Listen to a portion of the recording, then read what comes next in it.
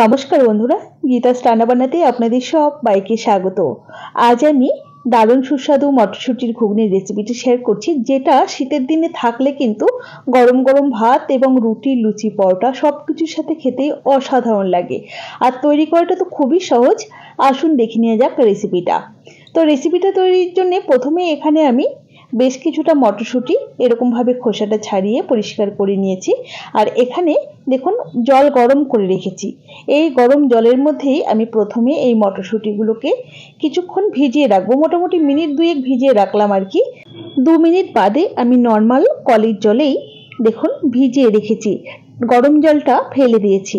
এতে করে এই যে মটরশুঁটির যে একটা আলাদা স্মেল আছে সেটা চলে যাবে, খেতে কিন্তু বেশ ভালো লাগবে। এখন রান্নাটা করবার জন্য গ্যাসে একটা কড়াই বসিয়ে দিয়ে দিচ্ছি পরিমাণ মতো সর্ষের তেল। তেলটা নিজেদের পছন্দ মতোই কম বা বেশি করে ব্যবহার করতে পারেন। তেল গরম হয়ে গেলে এরকম ছোট টুকরো করে কেটে নেওয়া আলু দিয়ে দিলাম, সাথে অল্প লবণ আর হলুদ গুঁড়ো দিয়ে নাড়াচাড়া করে আলুগুলোকে বেশ সুন্দর লালচে করে ভেজে নিতে হবে। দেখুন আলুগুলো বেশ সুন্দর ভাজা হয়ে গেছে আর বেশ সুন্দর সুসেদ্ধ হয়ে গেছে। তো এখন তেল ঝরিয়ে আলুগুলোকে একটা পাত্রের মধ্যে আমি তুলে রাখছি। কড়াইয়ের বাদবাকি তেলের মধ্যে ফোড়নে দিলাম অল্প একটু গোটা জিরে, শুকনো লঙ্কা আর তেজপাতা ফোড়নে দিলাম। ফোড়নটাকে জাস্ট কয়েক সেকেন্ড সময় নিয়ে একটু ভেজে নেওয়ার পর দিয়ে দিচ্ছি দুটো মাঝারি সাইজের পেঁয়াজ কুচি। খুব বেশি পেঁয়াজের ব্যবহার করবার দরকার নেই, আর পরিমাণ বা পরিমাপ অনুযায়ী কিন্তু সমস্ত জিনিসেরই ব্যবহার করতে হবে। তো পেঁয়াজটাকে এরকম হালকা করে ভেজে নেওয়ার পর এখানে দেখুন নিয়েছি এক টুকরো আদা, 3-4 কোয়া রসুনের কলি, আর নিয়েছি ওই 3-4টে কাঁচা লঙ্কা। ঝালটা নিজেদের পছন্দ মতো দিতে হবে। তো এটাকে আমি শিলে বেটে নিয়ে সেটাই দিয়ে দিলাম। আদা, রসুন, কাঁচা লঙ্কাটাকে একটু কষিয়ে নিলাম যাতে কাঁচা গন্ধটা চলে যায়। এখন এর মধ্যে অল্প একটু জল যোগ করে দিচ্ছি যাতে মশলাটা পুড়ে না যায়। এবারে দিয়ে দিচ্ছি হাফ টিস্পুন পরিমাণ জিরে গুঁড়ো, 1 টিস্পুন ধনে গুঁড়ো, সুন্দর একটা রঙের জন্য হাফ টিস্পুন কাশ্মীরি লঙ্কার গুঁড়ো, হাফ টিস্পুন হলুদ গুঁড়ো, দিয়ে দিচ্ছি দুটো ছোট সাইজের টমেটো কুচি, স্বাদ মতো লবণ। লবণটা এই সময়তে দিলে টমেটোটা খুব তাড়াতাড়ি মজে যাবে। গ্যাসের ফ্লেমটা কমিয়ে আর বাড়িয়ে মোটামুটি 4 থেকে 5 মিনিট সময় নিয়ে মশলাটাকে বেশ সুন্দর করে কষিয়ে নিয়েছি। মশলাটা বেশ সুন্দর কষিয়ে নেওয়া হয়ে গেছে। এখন দিয়ে দিচ্ছি আগে থেকে ওই যে গরম জলে ভিজিয়ে রাখা মটরশুঁটিগুলো এই সময়তেই অ্যাড করবেন। এবারে একটু নাড়াচাড়া করে মোটামুটি ওই মিনিট দুয়েক কষিয়ে নিচ্ছি মশলার সাথে। মিনিট দুয়েক কষিয়ে নেওয়ার পর এর মধ্যে যোগ করে দেব আগে থেকে ভেজে রাখা আলুর টুকরোগুলো। সাথে অল্প পরিমাণে একটু জল দিয়ে দিতে হবে যাতে মশলাটা আমাদের কোনোভাবে পুড়ে না যায়। মশলা পুড়ে গেলে রান্নার স্বাদ কিন্তু একেবারেই নষ্ট হয়ে যায়।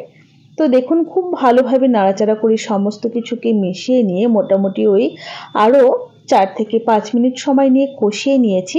এখন গ্রেভির জন্য দিয়ে দিচ্ছি পরিমাণ মতো গরম জল। রান্নাতে গরম জলের ব্যবহার করলে রান্নার স্বাদ অনেক বেশি ভালো আসে।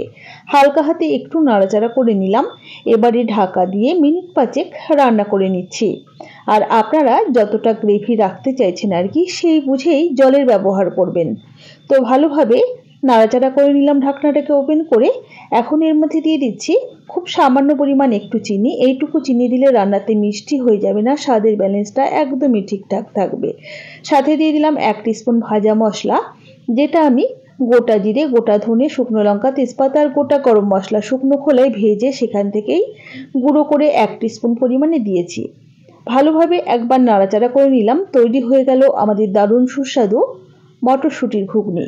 রেসিপি কেমন লাগলো অবশ্যই জানাবেন। ভালো লাগলে লাইক ও শেয়ার করে পাশে থাকার অনুরোধ রইল। আজ আমি এই মটরশুঁটির ঘুগনিটা রাত্রিবেলায় রুটির সাথে পরিবেশন করব। তো দেখুন আমি এদিকে রুটিও ভেজে নিচ্ছি। তো দেখুন একবারে 3 থেকে 4টে করে রুটি আমি এরকমভাবেই সেঁকে নিই।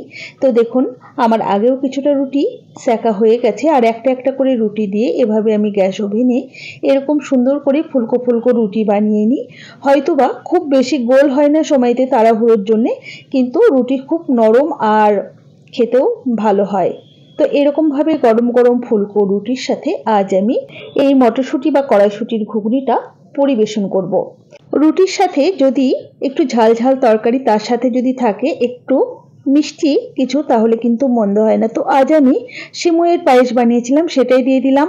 আর এই যে গরম গরম ঘুগনি সাথে গরমা গরম রুটি, যাই হোক, এটাই ছিল আমার আজকের মেনু। রেসিপিগুলো কেমন লাগলো জানাবেন, ভালো লাগলে লাইক ও শেয়ার করে পাশে থাকার অনুরোধ রইল। তাহলে আজ এই পর্যন্তই, সকলে ভালো থাকবেন, সুস্থ থাকবেন, হাজির হয়ে যাব নতুন কোনো রেসিপি নিয়ে। ধন্যবাদ।